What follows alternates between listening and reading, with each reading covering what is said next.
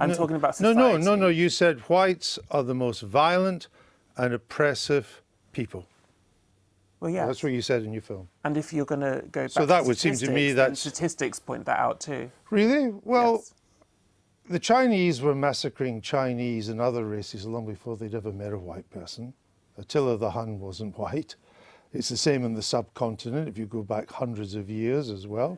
The genocide in Rwanda was black on black. Probably so is the Congo, which is the rape capital of the world. These things have got nothing to do with white people. What's going on, everybody? Welcome back to the channel. Hope all's good wherever you are. In this video, we have Andrew Neil debating Munroe Bergdorf, who is a black, trans, anti-white activist. Let's get into it. Now, it's almost 70 years since the first wave of Afro-Caribbean immigrants landed on these shores. Around 50 since folks started arriving in great numbers from the subcontinent. And recent years have seen a huge influx from Western, then Eastern Europe. The migration has hardly been without its problems and controversy, and for parts of the country, it's involved a huge transformation. But these days, we tend to think of ourselves as a changed country, but rubbing along together. An official audit of race published this week confirmed what most suspected. We might have come a long way from the 1950s, but we still have a long way to go when it comes to equal opportunities. But is it worse than that? At core, are we still a deeply racist society? Here's model, DJ, and social activist Munroe Bergdorf with her take of the week. Why should we expect anything else from a country that's built its success on the enslavement of non-white people? It's that continuous cycle of racism that explains where we are now. White people want to see an improvement for people of colour. They need to understand that racism is not learned, it's inherited, and either consciously or unconsciously passed down through privilege. The uncomfortable truth is that the white race is the most violent and oppressive force of nature on Earth. And from the world cinema in Herne Hill to our own little cinema here in SW1, Munroe joins us now. Thanks for joining us and for your take. Michael, do you agree? Is Britain a deeply racist society? I hadn't thought so. I don't think I've thought about things as deeply and carefully as Munroe has, perhaps. But I didn't think it was deeply institutionally racist. I thought the point that you made in the film, which absolutely does echo, is the historic point. That, if you take the United States, it's built on the suppression of the African American, the Native American, and many immigrant classes, and our society built a lot of its wealth on slavery. But whereas when I go to the United States, I feel that that has left the most tremendous legacy, which is highly relevant today, I somehow don't get the same feeling in this country about the relevance. I mean, your appreciation of the relevance will be different from mine. Of course, because it's my lived experience and you will never have experienced racism yourself. But I don't think that it's helpful to compare nations. I don't think that, racism in Australia is different to racism in the UK, but comparing different racisms between different nations isn't really helpful. I think our racism is insidious and we don't talk about it, and we're not confronted with it in police shooting down people in the street. We don't have that explicitness that America has. It's very behind closed doors, and we're very British about our racism.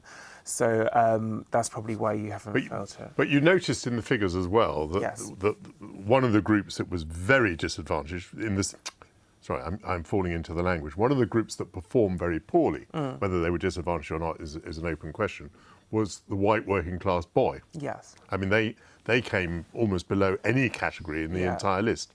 Now, that isn't racism, presumably, is it? There's a social problem there. So that's class. But so but what I'm suggesting is that you're making a leap from what emerged in these figures to saying that the cause must be victimization, victimhood, must be racist, whereas some of the elements clearly were not racist. There are problems there which aren't. I don't think the inquiry was just on race. I think it's intersections. So you've got intersections of race and class which do often meet. So I don't necessarily think that we can always just kind of pick bits and bobs out. We need to look at the whole thing. for someone who's made a career out of pointing out racism in society, she should really take a look in the mirror. To think that white people can't experience racism is ludicrous. I would argue that today, the only group in society that you are allowed to be overtly racist towards is white people. People like Munroe Bergdorf here, like Ibram X. Kendi in America, or even Robin DiAngelo, who herself is white. She's the author of a book called White Fragility, which did sell millions of copies after the death of St. George of fentanyl, where she says that there's no good form of white. There's zero good form of being white. And also, as a kicker, that you can't escape it. You're just evil if you're a white person, which is a weird category to talk about people, to identify them as a skin color. But she says there is no good form of blackness. Now, imagine going into the world and saying that there is no good form of blackness. People would look at you and think, wow, that's a racist right there, saying there's no good form of blackness. But you're allowed to say that there's no good form of whiteness. The same way that you're allowed to talk about white privilege or white tears, white female tears. I hear Douglas Murray talk about this in his book, The War on the West, where he makes the example of what if people use the words black tears or those black female tears. Well, obviously, everybody would come out and say, well, that white person is racist for saying that, but you're allowed to say it about white people. You're allowed to say white rage. If you want to discredit anybody, any organization in the world, or any person, you want to get them canceled, male, call them a racist. If they're white, they will be canceled. You're allowed to talk about all this stuff.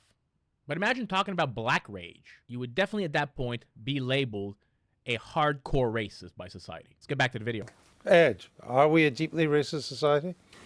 I think the thing I didn't agree with in the film was the pessimism at the end, that it's too late, that it's inevitable. But I think the reality is that the figures should challenge every institution to try and answer that question for itself in a proactive way.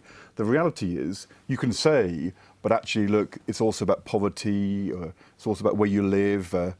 But in the end, those become excuses, because it's also the case that it's harder to get on and succeed because of the colour of your skin in our country. And I think the powerful argument you make is that simply, if you are in an institution, whether that's the board of directors or a police chief constable, it's not enough to say, I'm not racist. Yes. You have to prove that in the actions you take every day as an institution, because unless you're on the front foot and actually doing something about it, the status quo is not a fair status quo on racial terms. And so therefore, but surely if we are proactive, it's not we're inevitable. Not proactive. Yeah, That's what I was talking about. But it's not inevitable.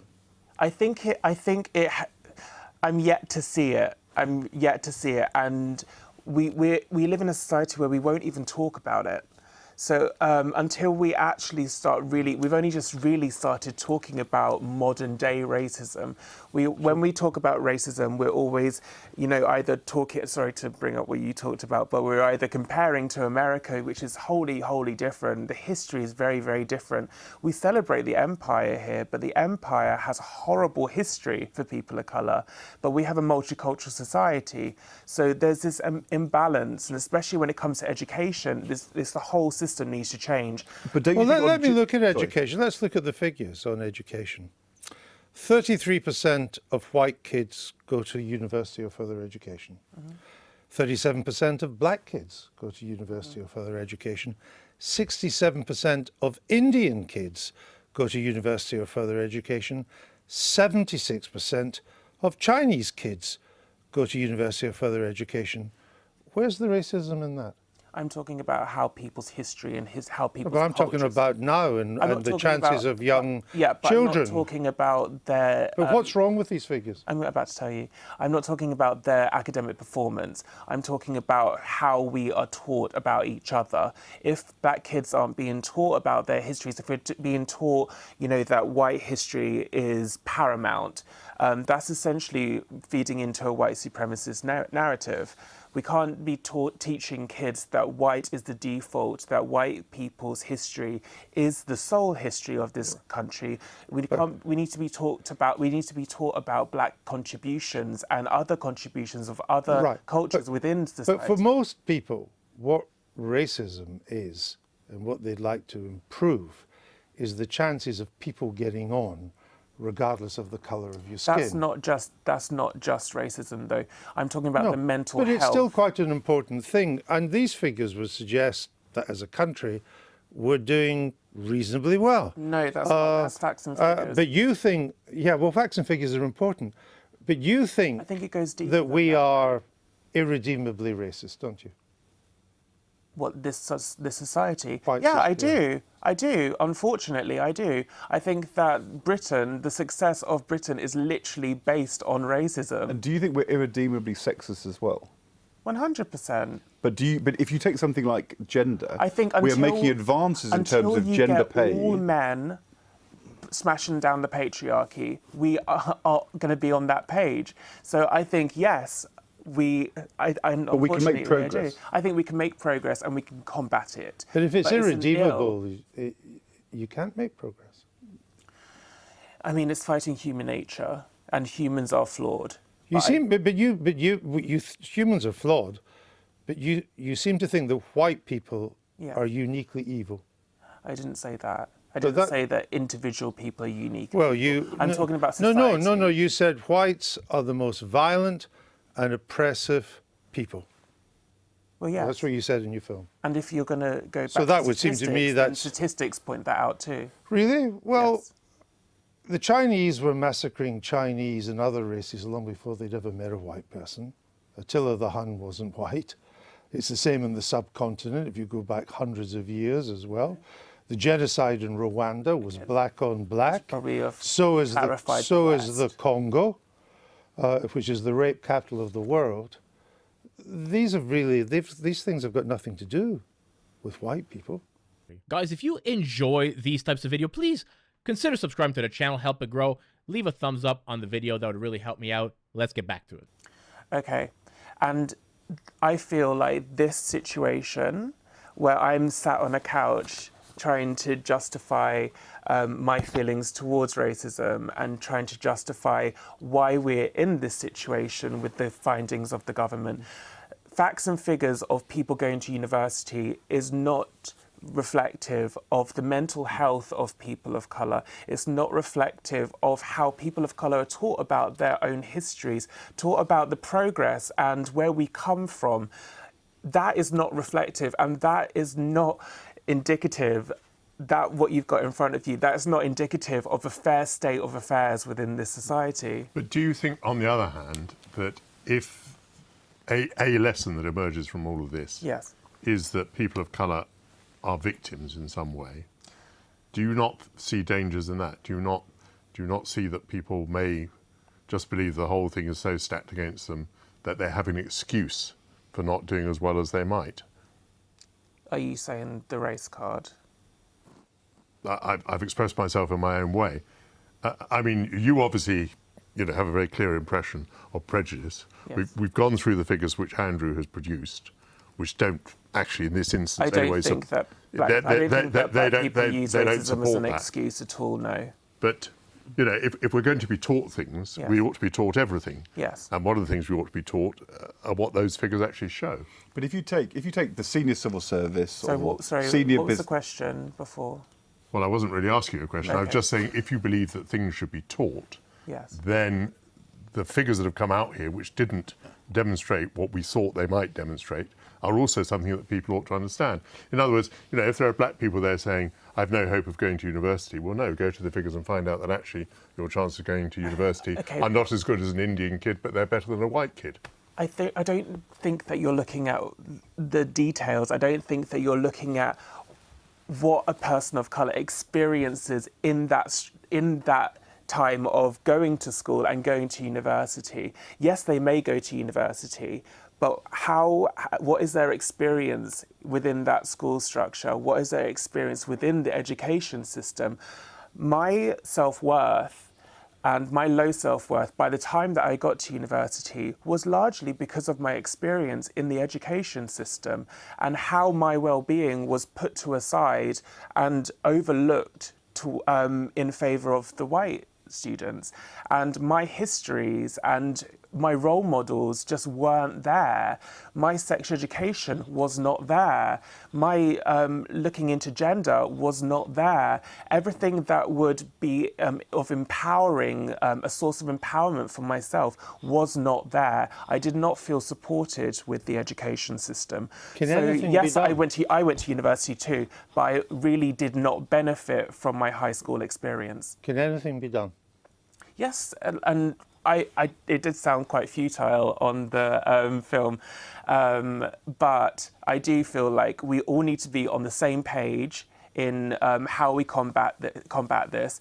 And I don't feel like white people should be so defensive when it comes to talking about racism. It is a very tough situation and tough subject for everybody to talk about. But really, we need to just bear in mind that it doesn't affect white people. But the answer is that white people have to do things. Yes. It's not simply, and I think that's what the problem is, really. But you don't have to be, as a white person, you might not be violent or oppressive. You might just be ignorant. Yeah. And actually, there were the figures you quoted there, but if you look at the senior echelons of business or the civil service, there's gross underrepresentation of black people. The question is, are white people at the top of those organisations every day saying, what are we doing about it? But unless they are, you won't combat it. We're going to have to... But they're not so violent. futile about it. And Right. I think that's why so many black people feel so futile about it. And I don't think could that... do it. We could, but it's a very big could. Yep. Except 85% of whites in this country feel they belong to Britain. 84% of Asians.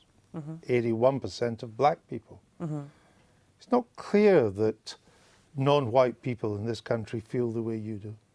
I do feel like I'm part of Britain. I do. You do? Yeah, of course I do. Despite it being irredeemably racist. Of course. I mean, there's Black Britain, and you know, there's black culture within cultures. My Britain is very different to what a white person would have experienced. It doesn't mean that I don't love this country for the opportunities that it's given me. I feel very fortunate in some ways to live in Britain. Okay. But I'm also not a fan of the insidious culture that we have here, that we can't talk about racism and that we don't understand what racism is. We've talked about tonight on network television. Munroe, thank you. Thank you. This lady is so blatantly racist that she cannot even see it. Now, I'm not saying that white people today experience racism anywhere close to what black people historically in America have experienced. There's been inequalities, right? We're not going to say that there hasn't been female inequalities, you can even say gay inequalities, racial inequalities. But people like Munroe here, what they think is because you have past inequalities, that means you should have present inequalities. You must rectify the wrongs of history by committing wrongs in the present. That's the message that they're saying. You must punish people today for what happened to people in the past. So you're punishing the people of today who look like the people who did a bad thing in the past on the behalf of people who look like people to whom a bad thing was done to. It makes no sense. The white people of today have nothing to do with the sins of the past. The same way black people of today are not oppressed. Because what happens when you do this, you're not dealing with victim and oppressor of today. You're dealing with people who look like oppressors and people who looked like victims. Imagine going to another racial group or a minority and telling them, well, you're really scummy and worthless, and historically, everything you've done is wrong. You have no redeemable quality about yourself. Do you really think that this would fly in a minority group? So why are we letting it fly to a group that is a majority in North America? And again, I am not saying that what white people experience when they experience racism today is anything close to what black people have experienced. But if you want to fix the problem, you fix it with equality. You don't fix it by having an over-rectification of the problem, which is like, okay, well, we've had this problem in the past, so now let's beat up on white people for a little bit. That's why schools are pushing critical race theory, and we have affirmative actions, which in itself is racist. The way you fix it is you go for equality. The way to fix these problems that the media tells us are big problems that are, I don't think, as big at all as they make us believe, but you don't fix it by having overcorrection. You fix it by having equality across the board and judging people based on their actions, based on their merit, not on their gender or the color of their skin or their sex. Michael Moore made a film, right? It was called Stupid White Man. I don't know if any of you remember that. Now imagine if Michael Moore had made a film called Stupid Black Man. Does anyone think that would be allowed? I take away the fact that Michael Moore is white, but even if you were a black man and you made a film called Stupid White Man, you would be allowed to make that and nobody would bat an eye. But you would not be ever able to make a film called Stupid Black Man. I'm not saying that you should. I'm saying that both are wrong. Hope you all enjoyed this video, everybody. If you did, please, as usual, smash that thumbs up button. Consider subscribing to the channel. Help it grow. And I will catch you all in the next video. Peace out, everybody.